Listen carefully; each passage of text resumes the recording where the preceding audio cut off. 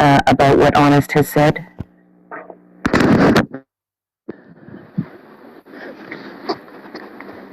Jason, can you hear me now? We can hear you now. Yeah. Okay, sorry. Yeah, I was just going to kind of maybe refine what Honest was saying just a little bit, because I think he's correct. But so remember, a hypothesis is, as he said, some proposition that is put forward that can be tested for. And, you can have a hypothesis on whatever, and you can try to falsify that hypothesis through like some type of null hypothesis testing, etc.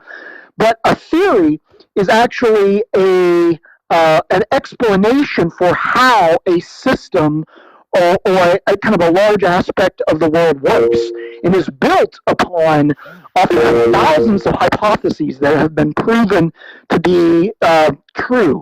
They've been tested. So I wouldn't say that a hypothesis becomes a theory. It's just that people have many theories about a particular process, and when all those theories all point in a certain direction to explain an outcome, then we start to say, okay, this is a theory of gravity, or a theory special relativity is a theory to explain space-time, etc. So in general, that's all I wanted to say. Can I say something? Thank you very much, Jason. Thank you so much. So it's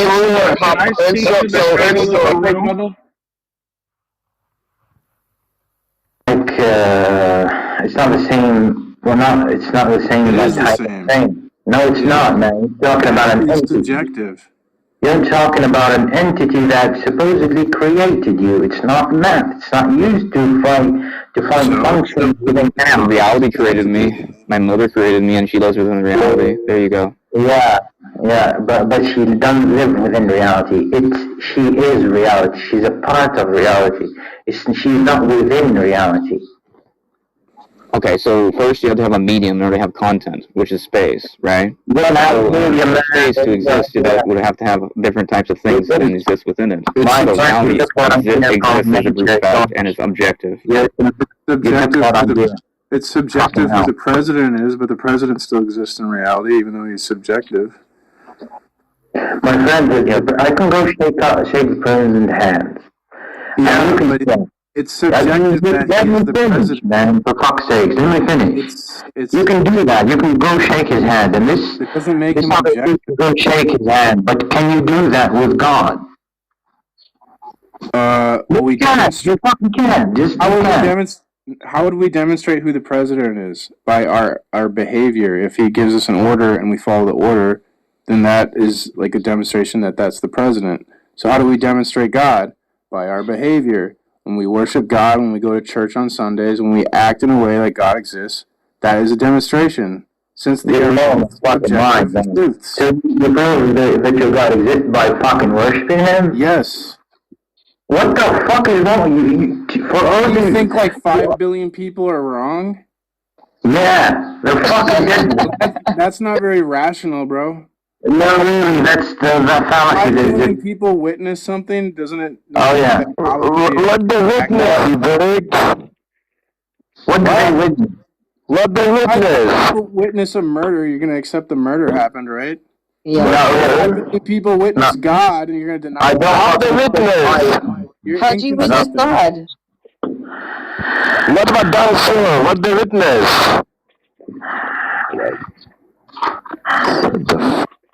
Like, how do you witness that argument that you just made, bro, makes zero fucking sense.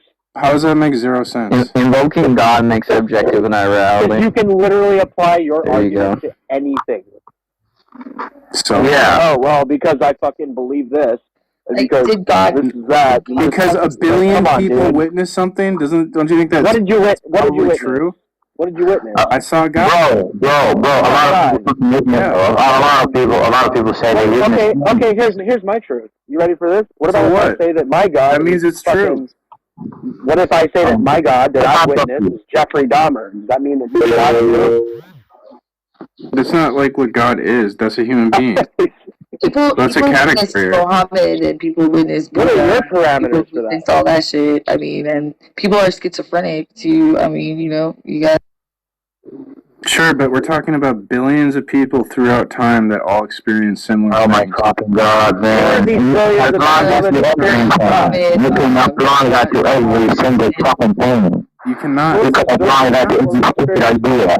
Where do 5 billion people experience something and you deny it? What else besides Buddha, God? What are you talking Muhammad, about? John Smith. Let me say something real quick. Let me say something. Did they experience the same thing? It doesn't. No, it doesn't. They don't have to experience. No. Did they experience the same thing? Not the exact same thing. No, then shut the fuck up. Don't say exactly the same thing then. Because it's not. Yes, what the fuck? Every experience is unique, so it's. No, it's subjective. It's what you're talking about. It is subjective by different people. Faith is subjective. What the fuck, man? I can't talk to you. I really can't. You can't understand. Where is God? Like, he used to come around all the time, right? He used to, like, he talked to Noah. Yeah, once Cameron- Bro, he talked to, like, what's his name, to, like, cut his son's dick off. He talked to all these people, right? He was always, like, once Cameron was created, he fucking done it. he had to convince us that he existed, so now we're trying to Talk figure to you, out. but you don't listen. Why do you hate God? I don't. I don't. I just trying to convince you. Kinda. We are not hating for anyone, we make.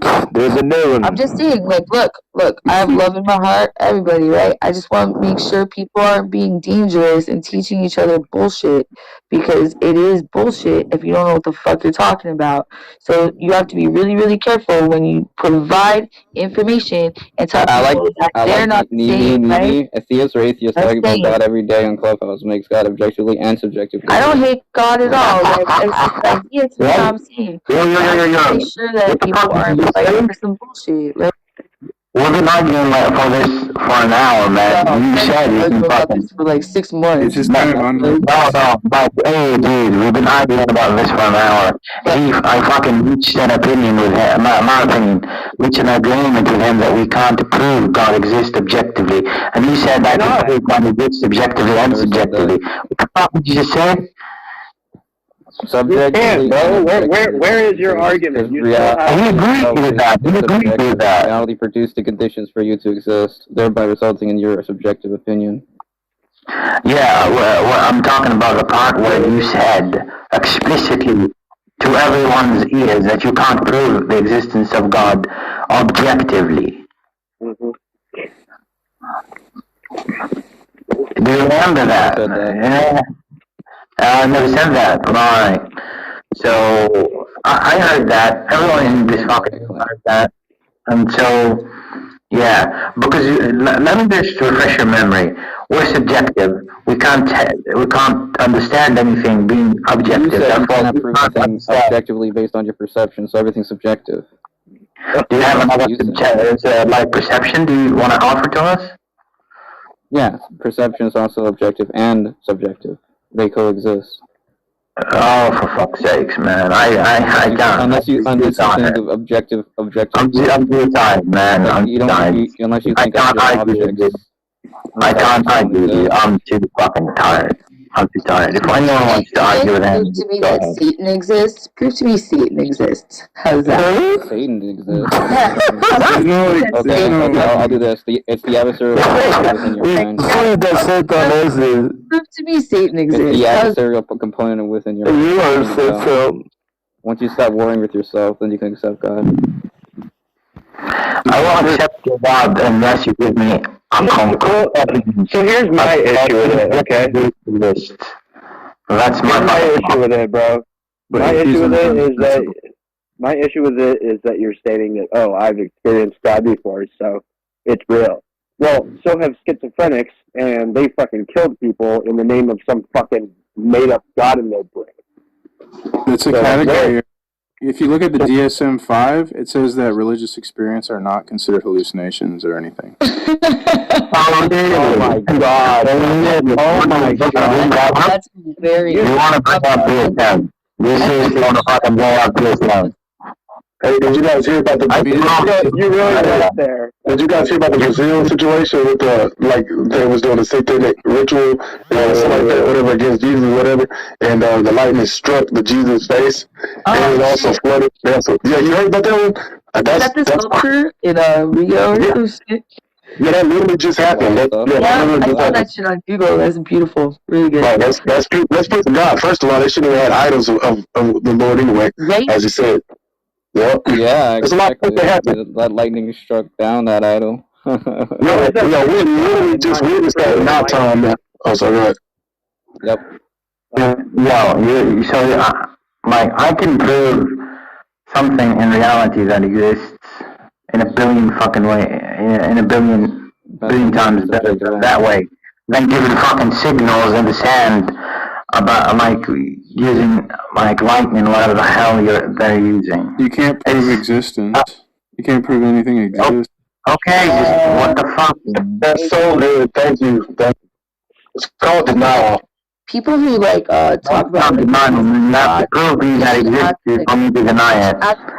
act more like God, right? You're like nobody shows the love, right, that they're talking about. Really, they're not like showing to anybody that like they're living the example of Jesus or God or anything. They're not like helping people out or loving their neighbors or anything What like you that. do So, first Some people are. When you want to debate that, instead I of just think you focusing have on to like anything else, show the love. You have Show to the prove love. the themselves existence. instead of And like the existence of you're God. not supposed You to need to preach. You're deny it. not supposed to preach. Like I study the Bible. Like I may not be religious, but I study the Bible too. Oh, okay. And like Matthew 6:6, it says not to preach and to keep your fucking relationship with God within yourself. And it tells you to be humble. no, that's not what it says. He didn't say that. And the He didn't thing say is, that. like, you don't have to fucking prove Sky is not even listening. We're not even talking to each other. love. It's all about love. Yes, I love Sky. I love you guys though. You guys are No, you love what you're saying. You okay, let me say this, Sky. Like, this is what I'm saying. Like, I don't know. You can tell me the truth. You know, tell me what your situation is. Okay, so we're speaking past each other. But we know, like a lot of us who are thieves, we know that that's facts. Though, as a matter of fact, we need you to remind us of that. But just because there is sparring going on with the conversation doesn't mean there's no love there. You do need to be reminded. You're right. No, you're good. You're good, sis. Like that's. How many people need to be reminded? I need to be reminded. But I want to get back on the topic, but I just want to close on this. I just lost the topic. Okay, so he said, he talked about the existence of God. By the way, this is what I wanted to say, and then I'm going to get back to not. Okay, so when people come to these apps, they don't come here for a, hey, I want to exactly get love here. A lot of people, they're going to, people that you're speaking to that are Christian, they're actually probably after they get off this app, they're going to go out and actually show love anyways. What's happening in this app is actually, and the Bible does actually say, go out and teach. Jesus said that was the main commission. He said, go out and teach other people. He said, go out and teach them what I've taught you. And so Jesus taught and he told his disciples to do that. So that's only natural. But he said, don't pray and don't seek to be seen by people in public to be praying. He said, go. That's so we got to get that right. You know what I'm saying? So anyways, they are not sorry. Young, so for you to say I deny the existence of God, you have to prove to me the existence of God in the first place. So you can't say I deny the existence of God. If you didn't prove it, you just made a claim that, oh, God exists, and you gave me a book, and then you told me, oh, it exists, and I said, oh, I'm not convinced. You have to provide me with proof. So if you provide me with a proof that substantiates your claim about the existence of God, it doesn't have just to provide proof. It needs to be the best fucking proof there is, because it's God. There's no best proof for a mind that replicates a bigger mind. A mind versus a mind, they can both deny each other. So we can verify. You can verify, but mentally you can do all that. I'm not trying to be exempt from evidence because I actually come with that, but I'm saying so we can't verify the existence of God. No, you can. For your mind, no, it's not just only a mind thing. I wouldn't say it's only a mind thing, but I'm saying to you, just don't get rid of the option that one can actually deny the actual evidence of existing or not existing, because we all have that ability in the mind. But okay, so the evidence. I'm gonna give you. You can't deny. It's like a calendar. Where is it? I don't think you can do it here. I'm gonna end this room because Yeah.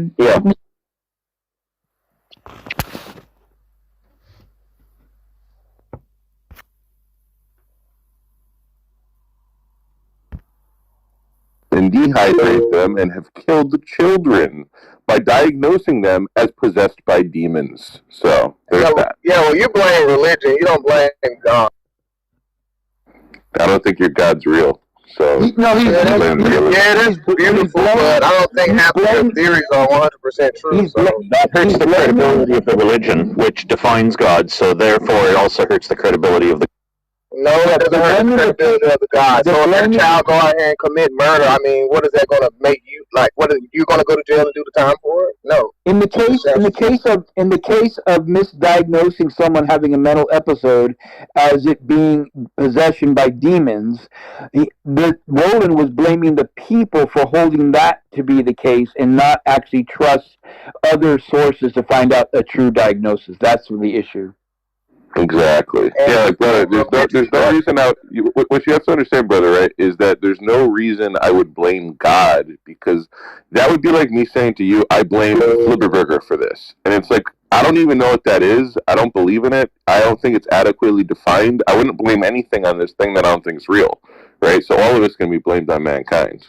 Yeah, I 100%, I 100% agree with you, but the simple fact that you said, okay, well, what religion does or what the Catholic Church does, which who stands in representation of God, is a complete acknowledgement of probably who God is if he were to exist, is completely dumb. It's just like, it's wrong.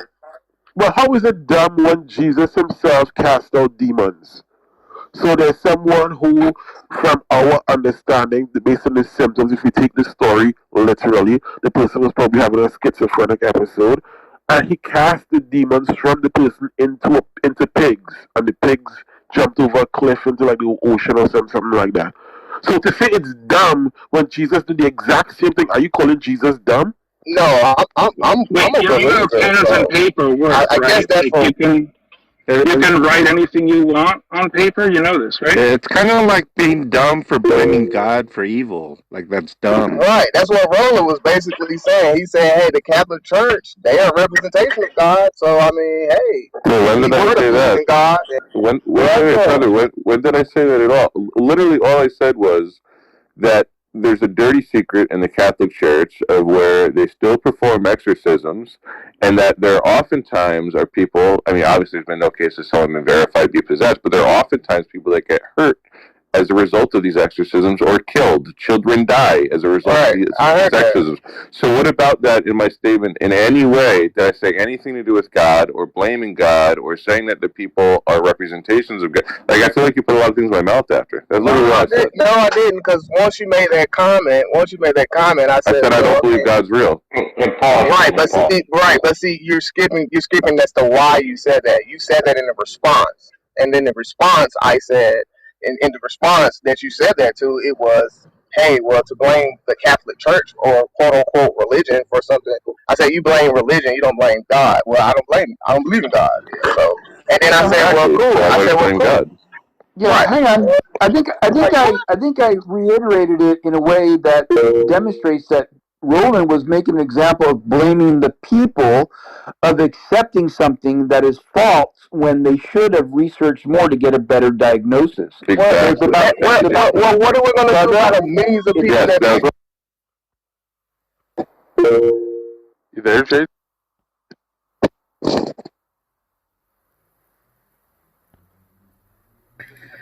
Yeah, I'm here. I was in Discord.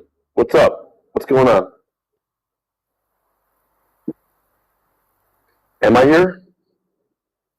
Am I still here? Yes, you are audible. Oh, good. I was saying goodbye in Discord. What'd I miss? What's going on? Well, I mean, I guess it's not much, but I guess the big news is they enabled replays in house rooms. I just saw that, actually. But they enabled them. That's good. That's a good thing. Yeah, I think so. The way I read it, though, from the room title, Sophia figured out a trick, but maybe I'm not reading that correctly. Well, no, she did. like the theory we crafted is that it's a newly enabled feature because you can now view the replays from back things were clubs. Oh.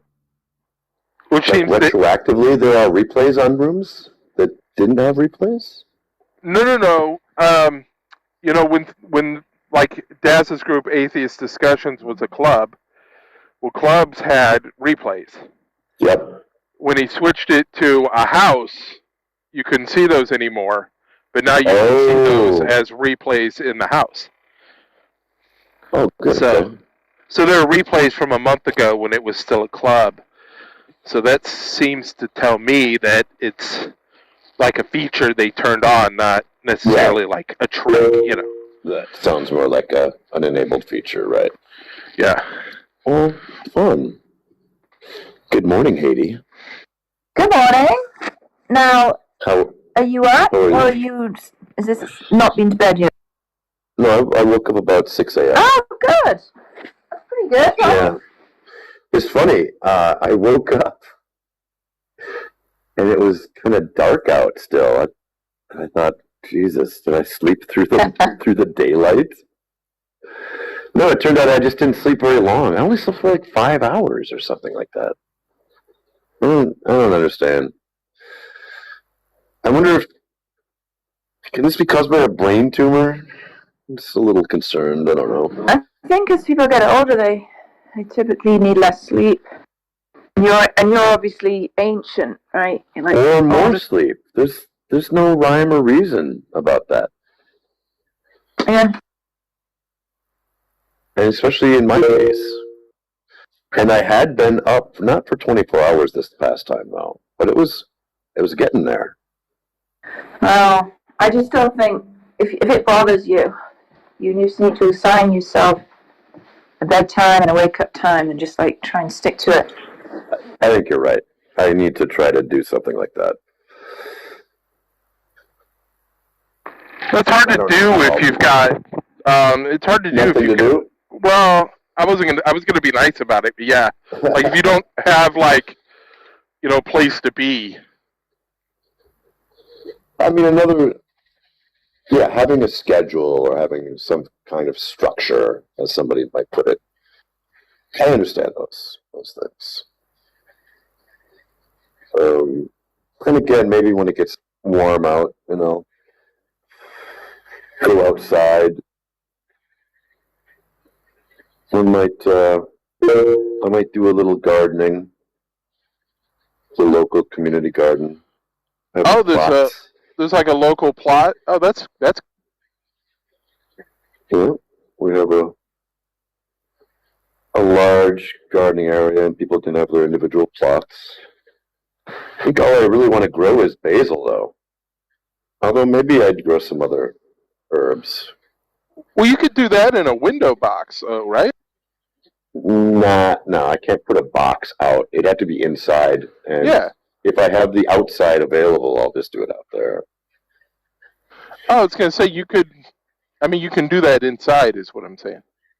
Yeah, but then I'd want at least some kind of a light, a grow light. Oh, gotcha.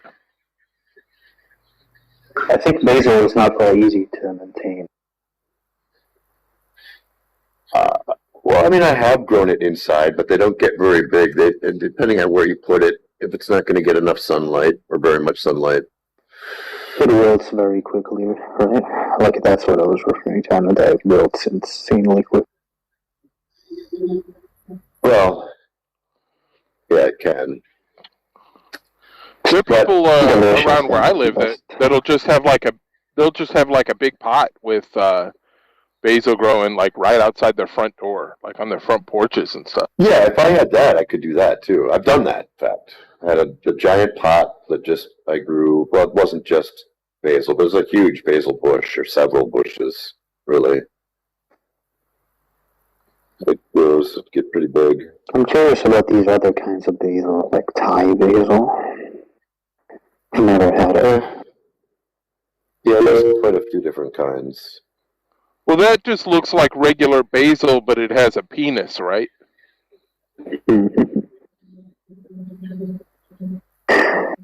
Basil is good though. It's like a top 5 herb for sure to me. Oh, for real. But I think Thai basil maybe is one of the smaller leaf ones. There's again a bunch of them. Man, are there more than 5? So what? Basil, thyme, oregano. Yeah, thyme's very good. Bay leaf. No, I think it's a bit. Bay leaf. Is that a spice? Well, yeah. It's definitely a spice. I don't know if it's an herb. Is it an herb? Yeah, I guess. An herb. Well, yeah, I mean it's an herb. What else is there? Like that's the only. Rosemary. Rosemary's amazing. Rosemary. Tarragon is a good one to grow. I might try to grow some tarragon. You know, I think I've never had tarragon, unless I haven't. You know, like I don't think I've ever had that, like knowing that I was eating tarragon. Is cilantro an herb? Oh, definitely. Yes, cilantro is also very good. And I would even maybe grow some cilantro. The cilantro sometimes tastes like dishwasher soap. Only to certain people, though, right? Right. And like a genetic thing? What I learned recently, though, is that you can eliminate that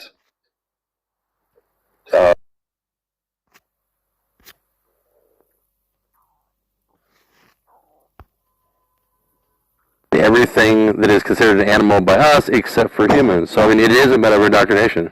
He's just calling. No, it was not indoctrination. Learning science in school is not indoctrination. It's all fact-based. I understand that, Randolph, but if you're a Christian, it sure as shit is indoctrination. It's a point of perspective. Brother.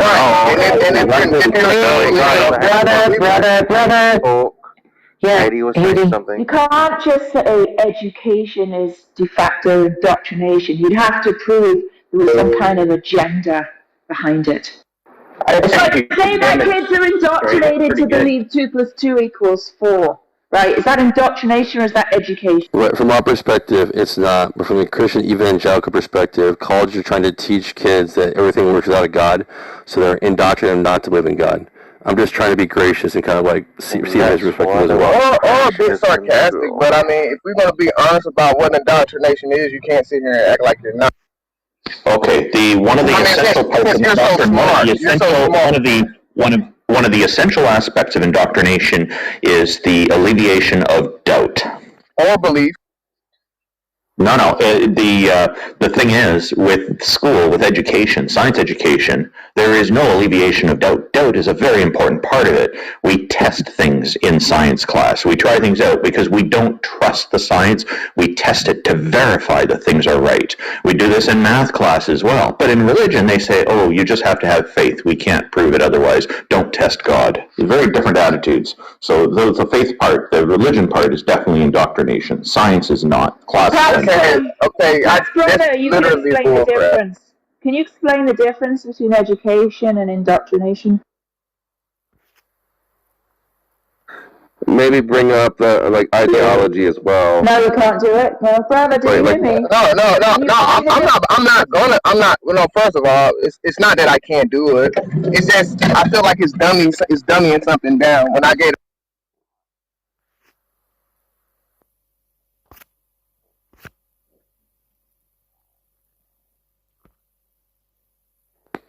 And then you can just put that directly in whatever mixture. It's expensive, but like very flavorful. Oh, another top tier spice is saffron. Saffron is so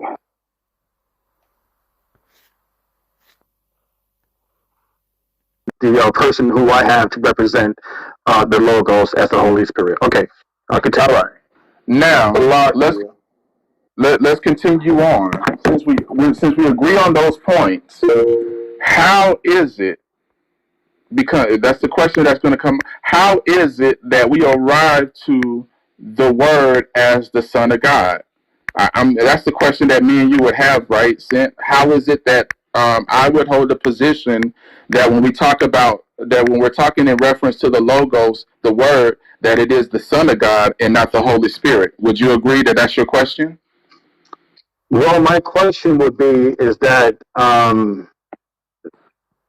in my worldview, the Holy Spirit which is a spirit of God, which is an intimate relationship in the bosom of the Father, I can have the Holy Spirit to be the Son of God.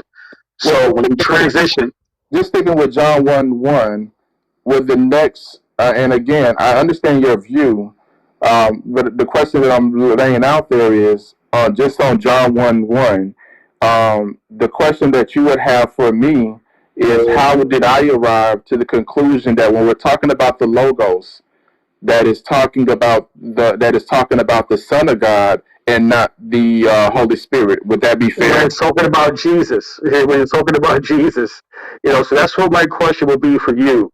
Okay. The logos that we see in John 1:1. How do you see that to be Jesus? Because this is what we're trying to figure out. Who is that logos, right? That logos is on deck. Who is that logos? So how would you see Jesus to be that logos moving forward? Okay. And the reason why is because in verse 14, there's specific language that is being used there. One, it says in verse 14, the Word became flesh and made his dwelling among us. I'm reading out the NIV. If you prefer anything but the KJV, I'll be more than no. That's good. What you said is good. I'll take that. Okay. All right. So verse 14, it says, the Word became flesh, sarx and genital, and made his dwelling, that is the dwelling of the Word, among us. We have seen his glory, the glory of the one and only Son, who came from the side of the Father, full of grace and truth. So this is how I arrived to the conclusion that the Word, the Logos, is the Son. Okay. Because that whose glory is being indicated dwelling among us. Okay, so that's that transitional moment right there, where we have someone pre-existing, right? As the Word, as the Logos, when it takes on flesh, now it's moving into the natural realm. So something from the spiritual realm transition into the natural realm, where it says the Word took on flesh, in which what we would say that's the incarnation right there. So yeah. And so this is where we kind of go off of different paths, right? My path, I'm gonna just lay down my path real quickly, right?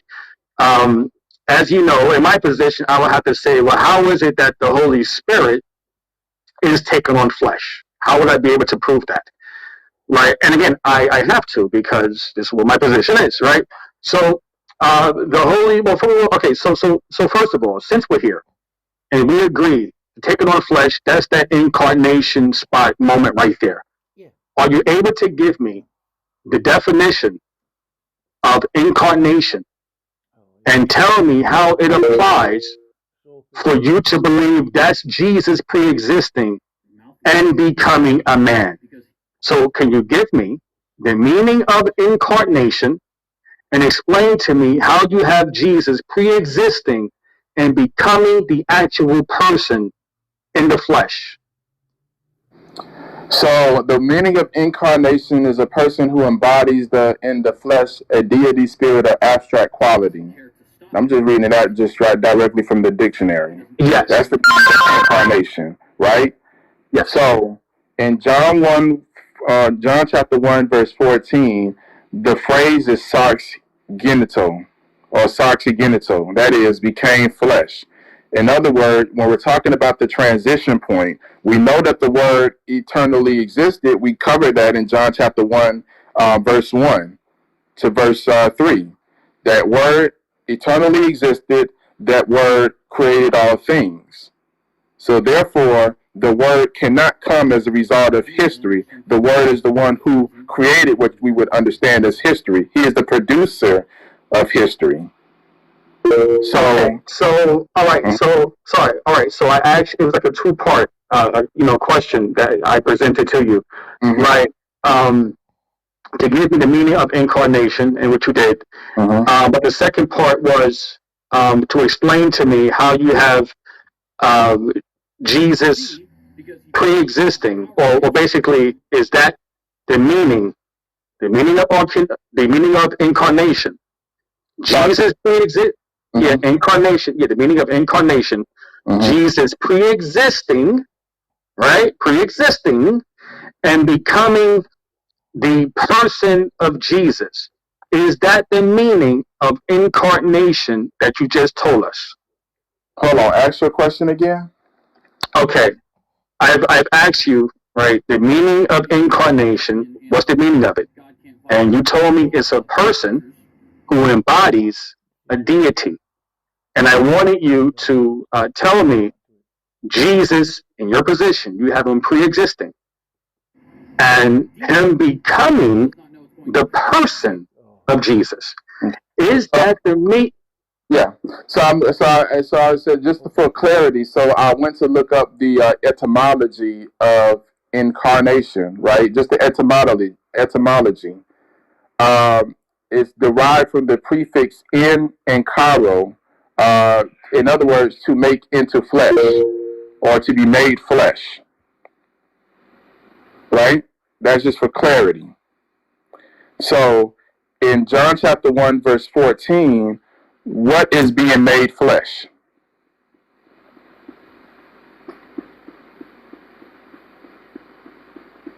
That's a question to you, Sam. All right, repeat that once again. So in John chapter 1, verse 14, what is being made flesh? Yeah, the word. The word. All right. So, and the word existed before the flesh, correct? Yeah, correct. Okay, wait. Okay, hold that thought. I just got kicked out. I have no idea what happened, but I'm back up again. So I asked you a question. I don't know if somebody saved you, right? I don't know if someone. Hold on. Well, you, Cool Man, and Rich are the only moderators, so I can't. Yeah. Whoa, wait a minute. I just got back, so I don't know what just happened. It wasn't. Yeah, sorry about Sin. I tried to send you a message because I'm gonna let you guys talk, so I figured I'd send you a message, and I accidentally hit the wrong button. My bad. I brought you back up and made you. Yeah. Well, Rich, respectfully, I'm gonna just move you down to the audience respectfully, and I'll bring you back up, bro. Just put it. Yeah, you know. Oh, moderator. We got a problem. Okay, I just brought him back up. Okay, hey, Rich. Yeah. Let's just do it this way. Okay. So, all right. So there was no one trying to save you, and which no one had to. You're pretty good, Yeshua. Okay, but the question I asked was that, we asked. All right, no. So you said the deeper meaning of etymology, and do you have a different meaning of incarnation to what you first presented? So yeah. Again, because I like to make sure I check behind myself. Incarnation, incarno or incaro, right? This is where the word comes from, gives the idea of something being to make into flesh, or in the passive, to be made flesh. That's the idea that is there. So whether it's talking about deity, spirit, or whatever, it doesn't matter. The idea is talking about something that is being made flesh. So in John chapter 1, verse 14, we see that the word became flesh, or in some.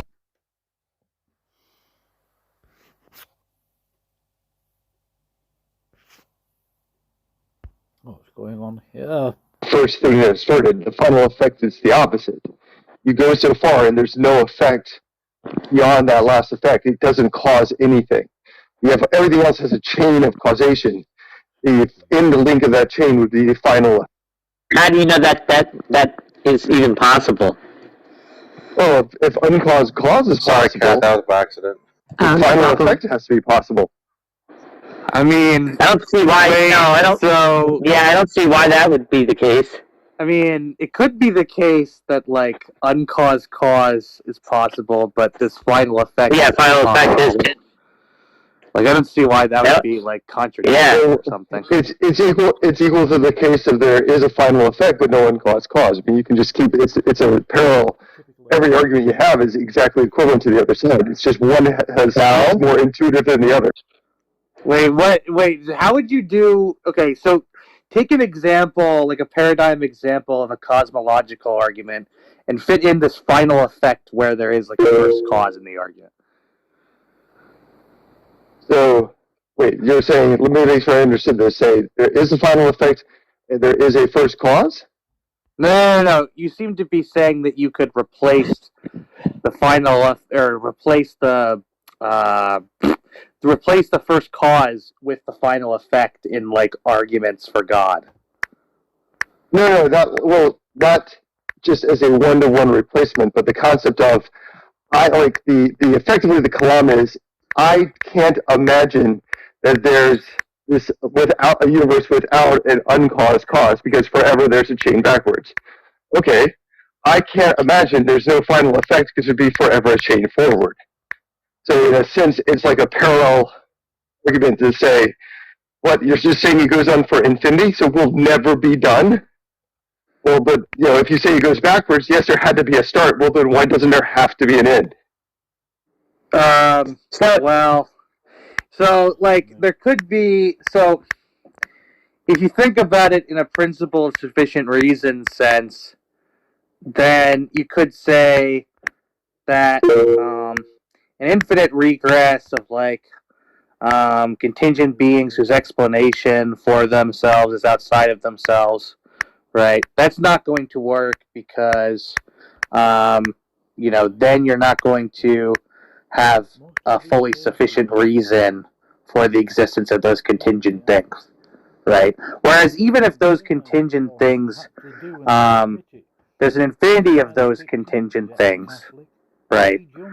There is still, if they are all predicated on a necessary thing, then they have a sufficient explanation, right?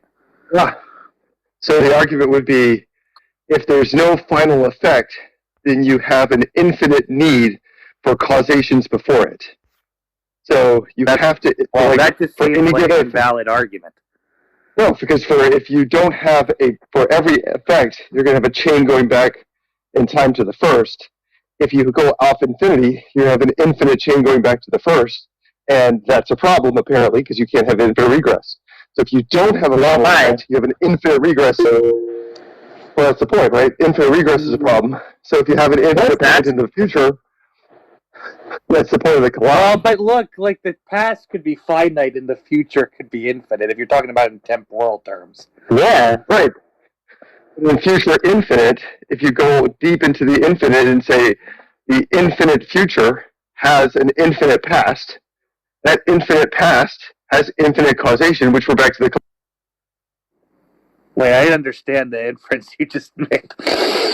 So a point in the infinite future is going to have an infinite past. As you go into the future, you're never going to actualize the infinity. You're always finite length away from the first cause.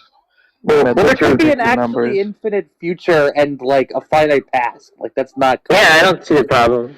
Well, there's no contradiction with a finite future either. Agreed. Yeah. So right now we say there has to be an uncaused cause because it's disturbing, it's distracting, it's annoying to say it keeps going back forever. I can't ask what came before this, so we're going to make it so we have to have an uncaused cause. Well, why can't I say there has to be an unaffected, the final effect, because there's going to be a point where I don't want to say, well, what happens next? So there is no what happens next, there's no what happened previous. It's the same thing. Look, in a lot of cases, the reason that an uncaused cause is being posited is that the idea, the causation here is causation that's related to the explanation for the existence of contingent beings, right? That's why you need some uncaused cause, because you need some necessary being that explains all the contingent beings, because the contingent beings can't be explained in terms of themselves, the supposition goes, right? So that's why, whereas, I don't understand how a final effect could be analogous in this case. Well, in the sense of you want that, you don't want to have an infinite chain of contingent beings. That's why you pose the uncontingent being. Wait, I'm not understanding what you're saying. He's saying if you were to live in the infinite future, then from that perspective, in the infinite future, you would need to, like, you couldn't use the argument for first cause, because there would be an infinity of causes backwards to the first cause. So you can say, oh, if you're living in that infinite future, you can say, oh, there can't be a series of infinite causes backwards, so we have to have first cause, because you already have a series of infinite causes backwards from your perspective as living in the infinite future. But I don't think it's an interesting argument, but I think it's coherent to imagine yourself living infinitely into the future, because no matter how far into the future you imagine yourself living, it's always going to be finitely, like, away from the present moment, not infinitely away. So yeah.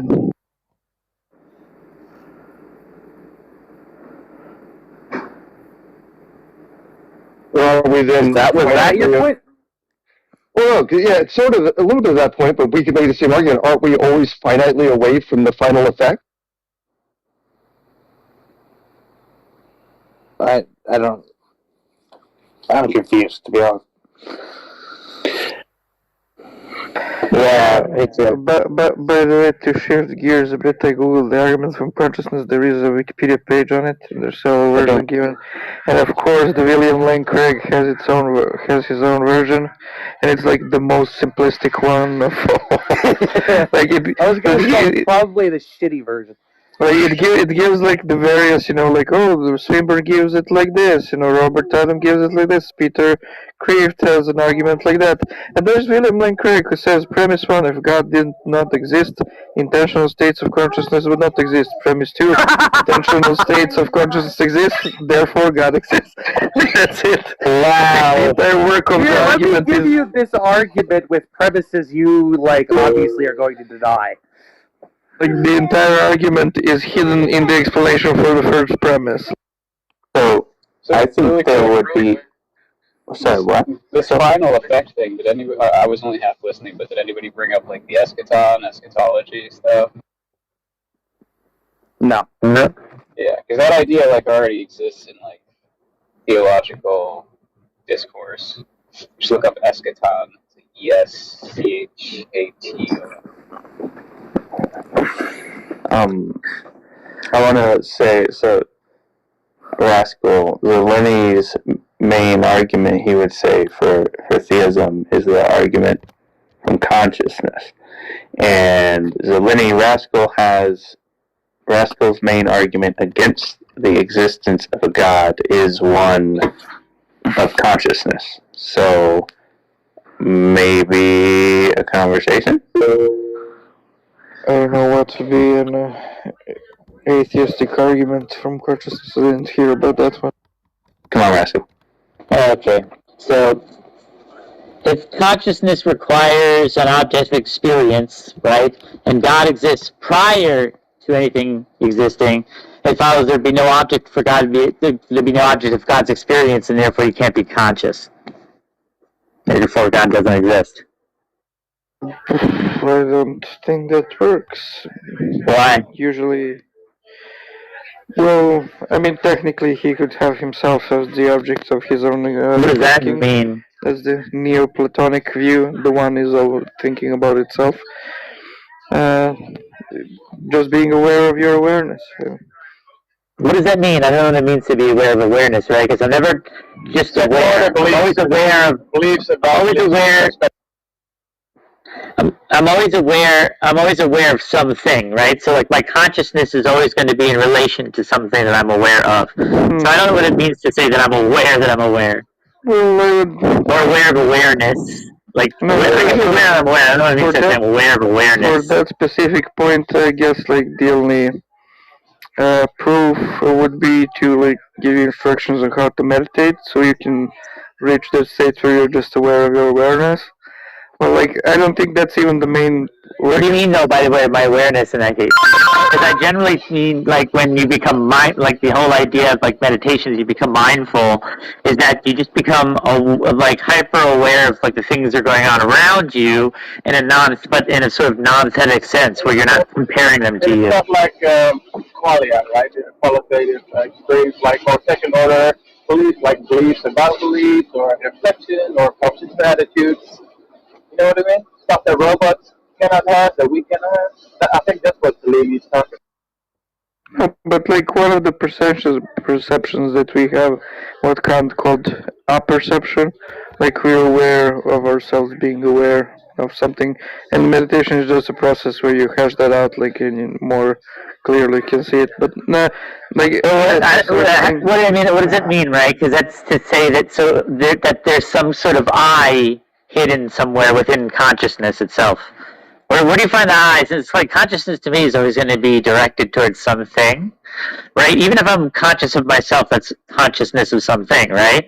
In a sense, right? So I don't know what it means to say there's like an I there, right? It's going to be really the only way I can make the relationship between like what is not what I am is by like distinguishing myself from the other things that exist. Yeah, I can. So I don't know what the hell I would be. I wouldn't be anything without any other existence.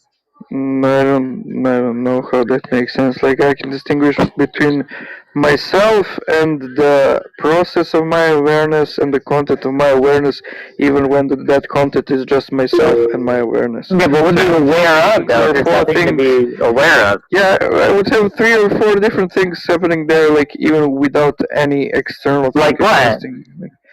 As I said, myself, my process of awareness, me being aware of myself, me being aware of my awareness. Like, what are you aware of? Of myself in the first place. Of myself. Yeah, but in relation to what, Zellini? Like, I don't understand what you're aware of. Of the entity that exists, that is myself. And how do you know? How are you aware that you exist? Like there, nothing else is around you. Nothing else exists around you. How would you distinguish yourself from anything? I don't need to distinguish. Like, is this some like Wittgensteinian? Like, oh, there's nothing around you. You don't have language, so you don't have the word I or something. No. Like there's just like there's no existence, right? There's just you, right? What's the content of your mind? I just said it. I mean, I don't. This just. You said awareness. I don't know. That's not content. Awareness is usually described as like in what is aware of. I can be aware of myself and of my awareness. Yeah, but that's a thing that you're aware of, right? Yeah. Yeah, but how are you going to be conscious if you're yourself if you're not conscious in the first place? Well, that's just begging the question. I am conscious in the first place because I'm aware of myself. No, so like something that exists is aware of itself because it exists, and has the. So like a rock is aware of itself, or because it exists. No, I said exists and has the faculty of awareness. What is yeah, but what is how are you describing awareness? What is awareness? What is that? The thing that we are practicing when we are thinking about things. Like, I don't know. What more explanation do you want? So awareness is like metacognition? It would be more like cognition. So it's just like so cognition is what? Like the basic sense perception, sense experience that we're having? Sure, when you're perceiving something in the external world, you're aware of it. When you're not perceiving anything, but you're just thinking in your mind, using your imagination, you're but aware what's of that. The content? What is the content of those things that, like, when you're in your mind? Are they not of the world?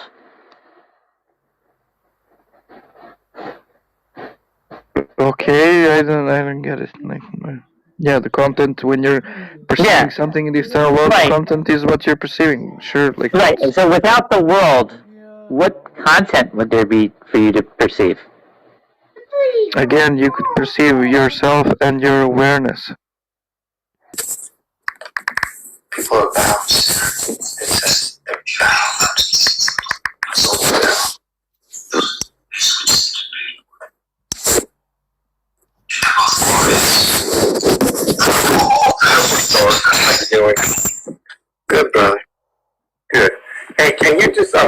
why all the Father gives me is not the elect and not the disciples?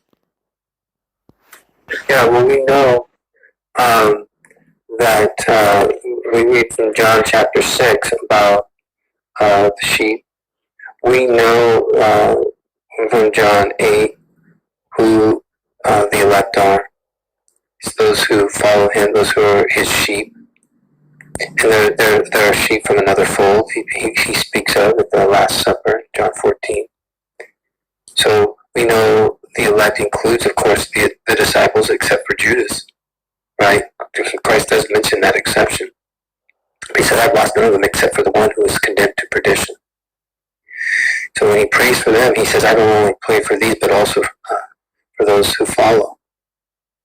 So his great priestly high priest prayer at the Lord's Supper was for the disciples, who became the apostles, but also for us, the sheep of another fold. That's us. We're brought into that fold. There are only sheep and goats. So you're either a sheep or a goat. Christ is the good shepherd, and he's bringing home the sheep.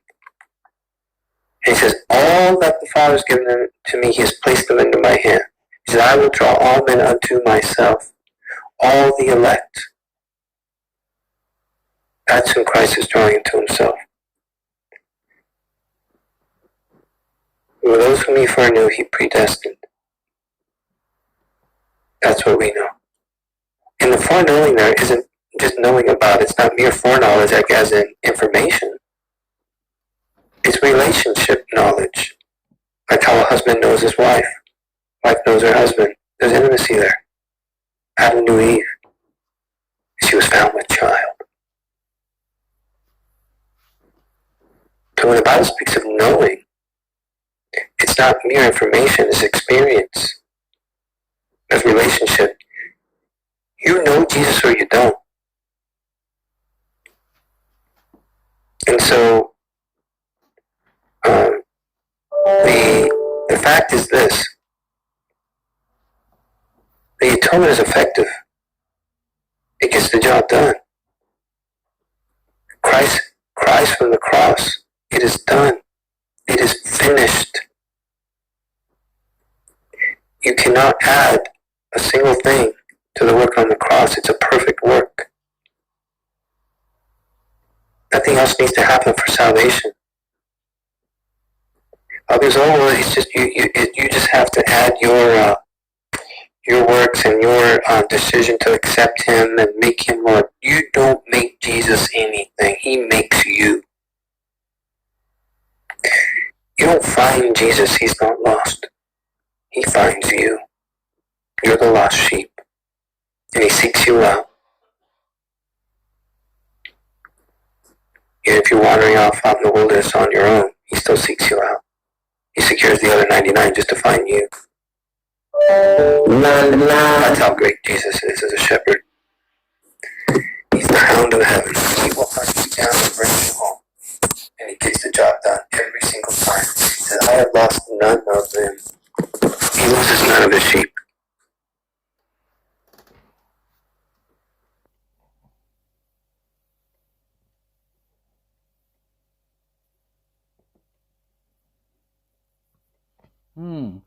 Interesting.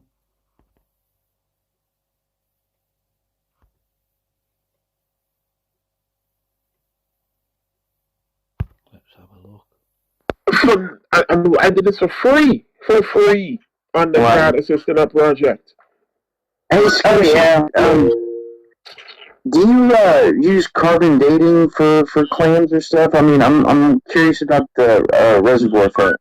No, we never used carbon dating for clams. Like I said, we've only done, Trini mentioned spectrometry readings of the calcium structures and stuff like that.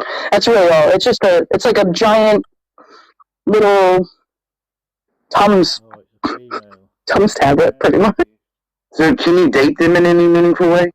Yeah, like I said, they're like in dendrology, how you count the rings on a tree, you can count the rings on a clam, and each two spaces is a year. Do you just date it by like where you find it, or is there another way? No, Like because your some of thought. them just go backwards, and you can gauge the age. Oh, the way backward. But if you try to use carbon-14 on a living organism, that's Well, I know that. Oh, you guys just dealt with living organisms. Oh, okay, my bad. Yeah.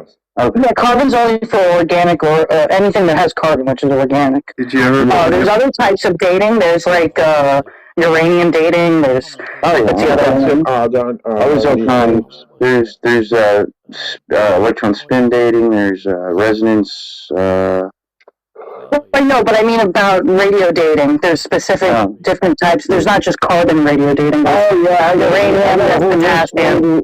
I got a whole list. You want me to read you the list? I'm sure it comes in handy against young Earth creation. I wrote a whole book of notes just for this type of debate. I mean, it's got like 400 pages, maybe 300, 350, something like that. Yeah, young Earth creationists are kind of all over the place online. I had to. They like to hide online. You don't really see these people in public unless they got a museum. And they make like zero impact. I thought this was a museum. Progress. Like I have all this stuff to say, and when you say, okay, so where are your contributions to science? Yeah. See, the Flurfs and the Yerfs are carbon copies of each other. I mean, why would they? I hate it when the young Earth creationists make the Bible a science book, because it's not really meant to answer questions like that. It's about God. So, E-Bike, do you think that the planet is 6,000 to 10,000 years old? No, I'm agnostic on the age of the Earth. Well, see, that might be a big problem with your understanding of evolution. I don't understand evolution. I know like Darwin was a part of this like lunar society, or his dad was. And, like all these elites would get together in a full. I mean, even if he was, it wouldn't have anything to do with his science. And also, it doesn't matter because we don't use Darwin anymore, and haven't for 100 years. And then like Thomas Huxley, he was like the best debater of the day. He was Darwin's bulldog, and he really pushed this idea of it. Like they really heavily pushed the idea of evolution. These elites to sacrifice children to Satan and shit. That's not. So you understand? Hang on, E-Bike. You understand that science isn't settled by debate; it's settled by evidence. Yeah, but I just brought up Thomas Huxley because he's a famous debater that pushed Darwin's ideas. And he was an elite, and his children, like Julian Huxley, they were also like, Julian Huxley like headed UNESCO at the United Nations and shit. Well, I mean, all of this is irrelevant to evolution. They're all Satan worshippers, dude. Yeah, UN National of UN Nations. It's actually like a bomb yard for a child molestation. It's all a cover up, dude. Probably, yeah. Probably. You know, Alex Jones has been there. So like, and David Icke's been there too. So it must be true. So no evidence, just probably. Probably, man. Probably. You know. I mean, you don't need any evidence anymore. You just whatever. It might be true. Everybody gets to make up their own truth nowadays. Just like E-Bike, who thinks that you can dismiss facts because you just don't like them. Well, if you have to accept a fact, doesn't that make you a slave? Doesn't it make you a what? You're a slave to facts. If you can't reject them, then you're enslaved by them. No. I have the freedom. Your facts don't care about your feelings, though, do they, man? It's relevant to the facts. Donald. Yeah, what's up? Yeah, what do you mean by evidence? What do you mean? What do I mean by evidence? Let's say evidence. What do I need to explicate about the question? Evidence of, I mean, what how do you define evidence? Like, what are the conditions? How do I define evidence? It's evidence. So, let me just look it up and I'll tell you. I'll probably agree with the Google definition, so let me look it up. Thanks, bud.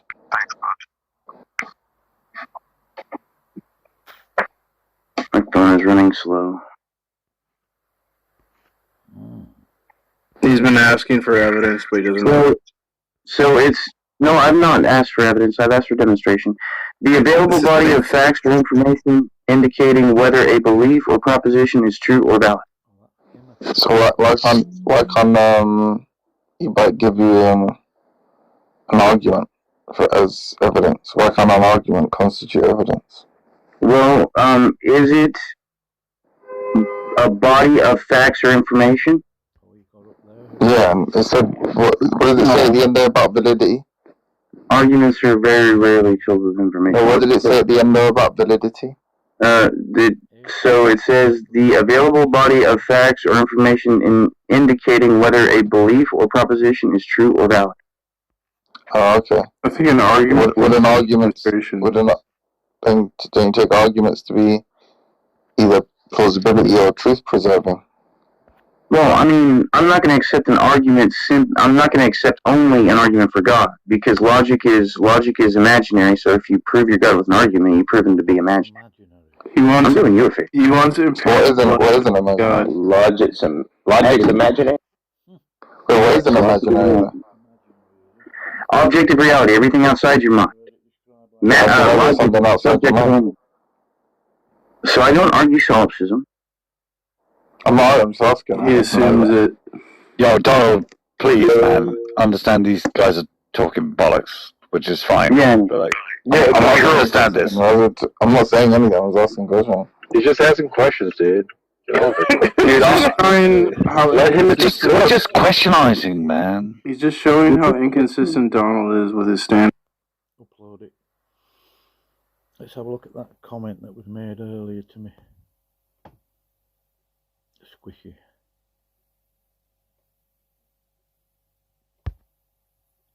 Let's just remind myself what her is, whatever.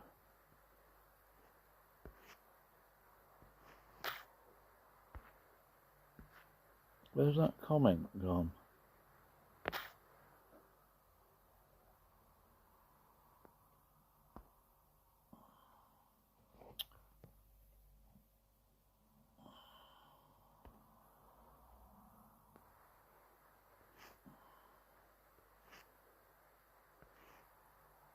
Oh yeah. KJV reader with boring take about what Jews like while saying they have a unique interpretation from the Jews. Years at 11. Oh, she's a practicing Catholic. She's not atheist. Oh, screw. Catholicism isn't Christian. I mean, that's my standard answer, really.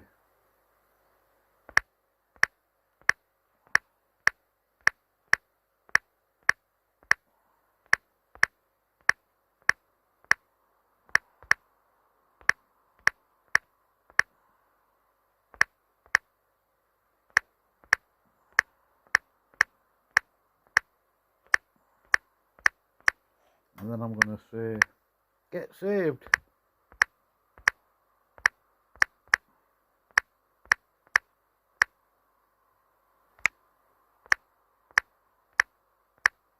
We Babylon whore.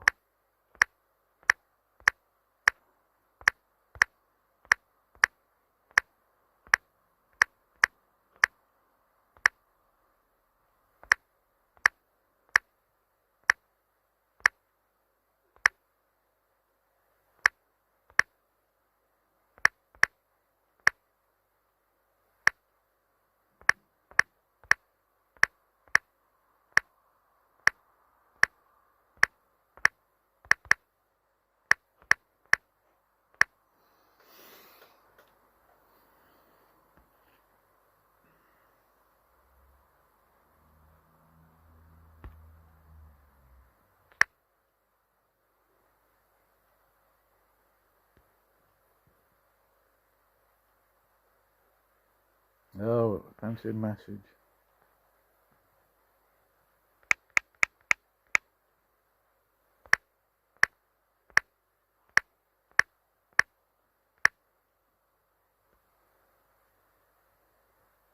best I can do is to block you from putting the word whore in. That's how it's described in scripture.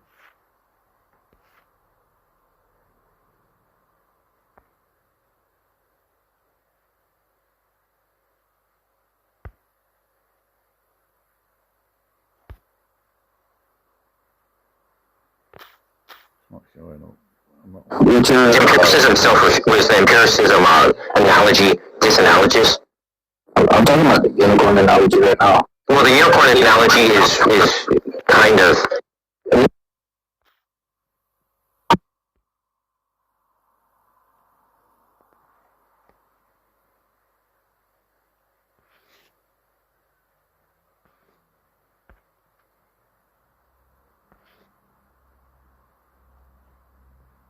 Right, that'll do now.